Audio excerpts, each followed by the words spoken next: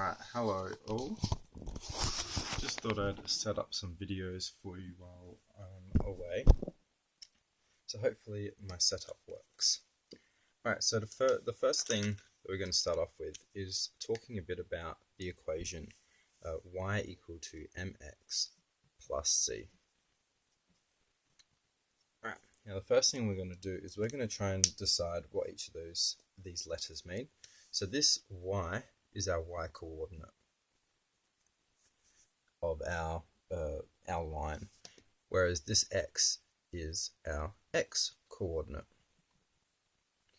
So the idea is if we have a line and we wanted to know whether a point is on this line, we could substitute in our value x into this part and then substitute our, solve our equation and decide whether our original y fits in. So what I mean by that is, let's do an example.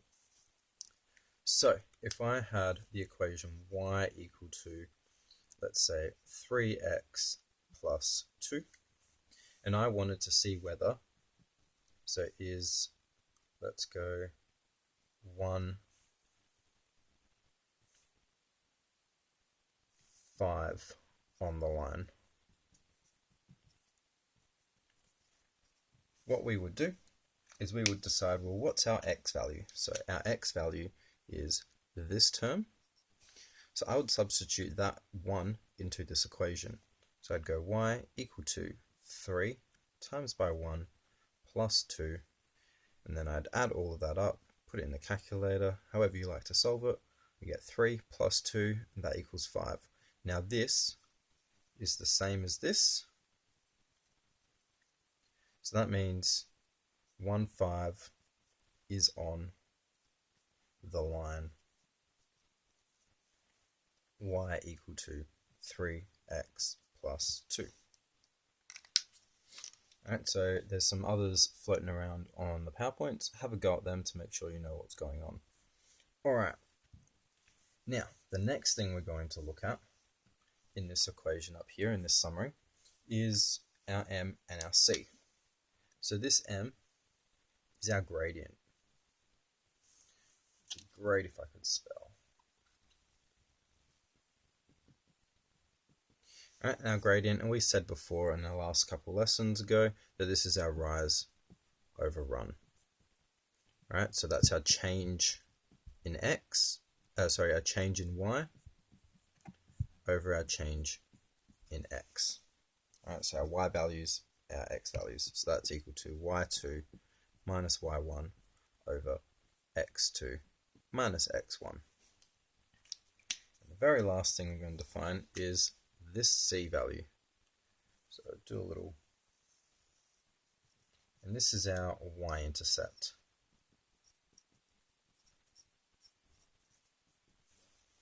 Alright, so our y-intercept, and that means if I had a graph like this, and I had a line that went through the axis here,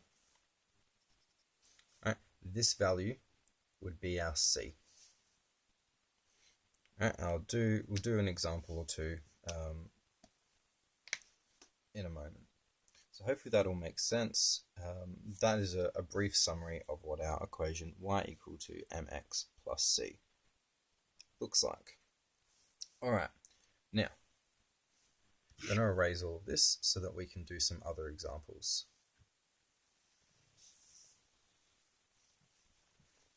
Okay, so if we wanted to sketch equations of the form y equal to mx plus c, so I'll put it back up here just so that we can see it the whole time. So this is slope, and this is y-intercept. Let's do an example or two. So let's do y equal to 2x plus 3, and over here I'm going to put up our axes. Alright, we always put a y there and an x here. Alright, so the first thing we have to do, or perhaps the easiest thing to do, is we look for what our plus c value is. Now in this case it's plus 3. That means we go up 3 spots, so 1, 2, 3. Of course you'll have graph paper, and I'd put a little dot there. Alright, so that's our first thing. The next thing I do, so I'll write this down, y-intercept is equal to 3. The next thing I want to do is I want to find my slope. My slope here is 2, right? Not 2x, just the number in front of x. Now, if I don't have it as a fraction, I need to turn it into a fraction. So in this case, it's not a fraction, and whenever it's just a whole number, we do that whole number over 1. Now, remember before that we said this is our rise, and this is our run. So what we can do this time is we start at our point where our y-intercept over here, and we're going to go up 2, 1, 2, and then across 1. All right, again, on your graph paper, this will make a lot more sense. All right, and then through that, we just put a line. All right, so you'd get a ruler, and you go through like that, and actually go through that dot. And that's how we graph an equation like this. Okay, so the main points here is we start at the plus c, and then we go up our rise, and then across our run. Alright, let's do another example.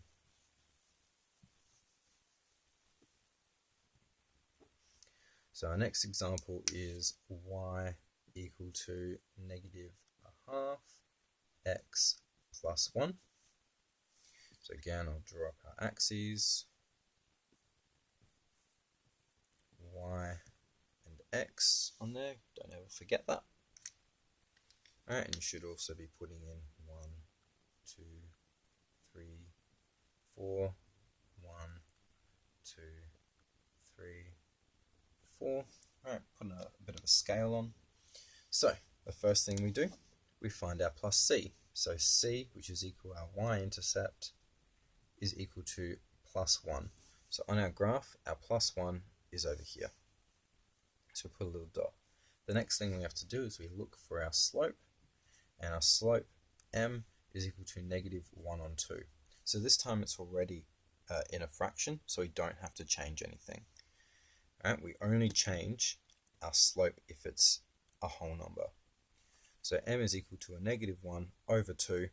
So that means we have to go down 1, because the negative means we go in the opposite direction to normal. So we go down 1 and then across 2. So there's no negative on our x or our run.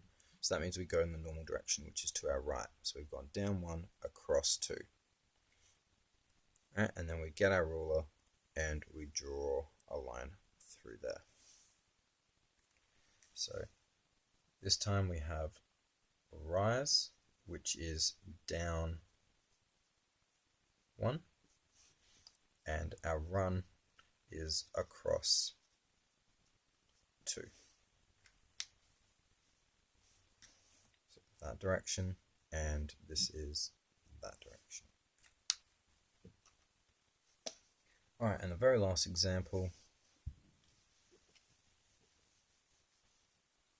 at least for this bit, is y equal to -x minus 1. Alright, and again, draw up our axes, y, x,